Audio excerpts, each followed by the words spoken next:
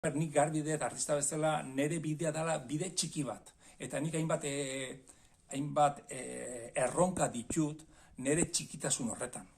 Eta baino nik erabakitako bide bat da. Baino beste artista batzuk, beste erronka batzuk dituzte, erronka handiak, eta hori lizitoa da. Eta hori ezin dugu ukatu, eta hori horan da, eta alan izan behar du.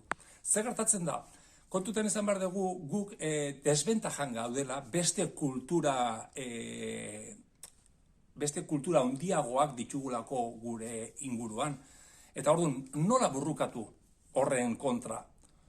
Oso komplikatua da, eta errealitateak esaten digu gaur egun gure kulturan, gure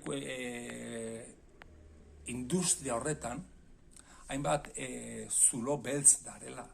Oso komplikatua dalako gure kulturaren esparru hori sustatzea eta berpiztea ez duk esango, baino sustatzea beste modu batean.